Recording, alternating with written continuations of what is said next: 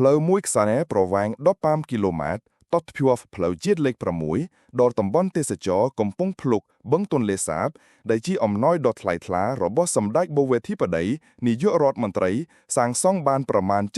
70%ផ្លូវមួយខ្សែមានទទឹង8ម៉ែត្រនិងប្រវែង15គីឡូម៉ែត្រដែលជាអំណោយដ៏ថ្លៃថ្លារបស់សម្ដេចមហាបវេធិបតីហ៊ុនម៉ាណែតនាយករដ្ឋមន្ត្រីជូនប្រជាពលរដ្ឋដែលរស់នៅក្នុងឃុំកំពង់ភ្លុកស្រុកប្រាសាទបាគងនិងសហគមន៍ទេសចរដើម្បីបម្រើផលប្រយោជន៍នៅការដឹកជញ្ជូនផលនេសាទក៏ដូចការដឹកជញ្ជូនភ្ញៀវទេសចរទៅកំសាន្តតំបន់សក្តានុផលដ៏ទាក់ទាញនៅជាប់មាត់បឹងទន្លេសាបនិងប្រែក្លាយពីផ្លូវដីទូចចង្អៀតទៅជាបេតុងនិងផ្លូវកៅស៊ូ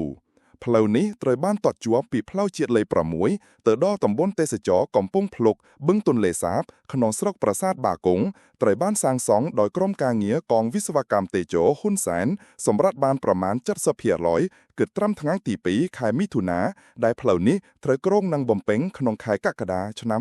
2025នេះសូមបញ្ជាក់ផងដែរថាផ្លូវនេះត្រូវបានសាងសង់ជាផ្លូវពីរប្រភេទគឺបេតុងនិងក្រាវកៅស៊ូក្នុងនោះផ្លូវបេតុងប្រវែង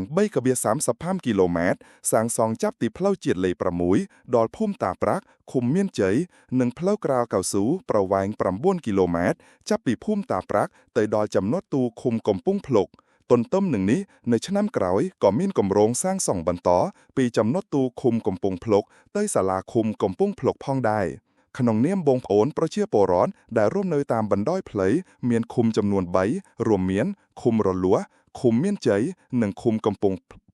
ភ្លុកនិងបងប្អូនដែលបានរស់នៅតំបន់កំពង់ភ្លុកបានថ្លែងអំណរគុណយ៉ាងជ្រាលជ្រៅបំផុតចំពោះសម្ដេចធិបតីនាយករដ្ឋមន្ត្រីដែលបានគិតគូរខ្ពស់ក្នុងផ្ដល់ផ្លូវមួយខ្សែនេះដើម្បីមានភាពងាយស្រួលនៅការដឹកផលនេសាទកសិផលនានាពិសេសបានលើកកម្ពស់ដល់វិស័យទេសចរកំពង់ភ្លុកឲ្យកាន់តែមានភាពប្រសើរឡើងថែមទៀត